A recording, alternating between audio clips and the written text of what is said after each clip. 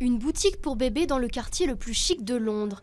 Ici, les berceaux sont incrustés de faux diamants et les meubles allongés peints à la main. Sa propriétaire Lucinda Croft va-t-elle réaliser la nurserie du futur bébé royal? En 1982, sa mère, fondatrice des lieux, avait eu le privilège de confectionner la chambre du prince William. 31 ans plus tard, elle s'en souvient encore.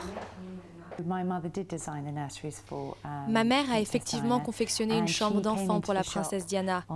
Elle est venue dans notre magasin plusieurs fois et j'étais parfois présente. C'était vraiment charmant comme on peut se l'imaginer. Elle est donc venue choisir des meubles qu'elle voulait pour William. On ne savait pas encore si ça allait être un garçon ou une fille. La créatrice ne dira pas si elle a reçu la visite de Kate, l'étiquette lui interdit. Mais elle a d'ores et déjà exercé ses talents dans un grand hôtel londonien qui propose depuis peu une suite royale.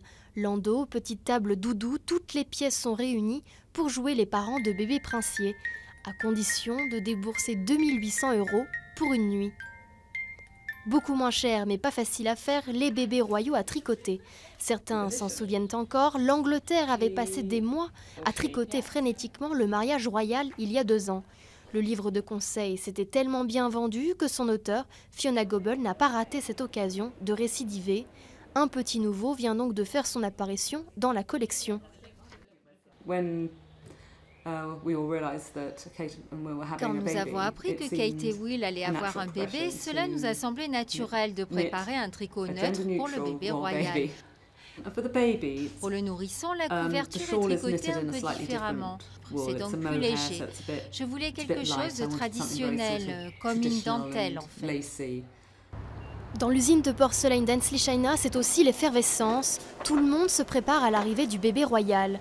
2 collections sont prévues à cette occasion, une traditionnelle en édition limitée et une plus moderne. Mais l'équation n'était cette fois vraiment pas simple, on ne connaît ni le sexe ni le nom du bébé.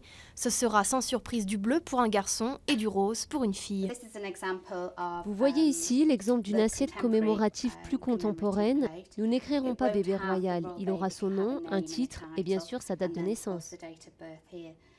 L'entreprise se donne 1 mois après la naissance du bébé pour la production finale. Il ne faudra pas trop se dépêcher car la hâte nuit parfois à la qualité de la production. Au milieu des centaines de tasses célébrant le mariage royal, s'était glissé un mug fabriqué en Chine plutôt original. Dans la précipitation, Kate avait fini dans les bras du prince Harry.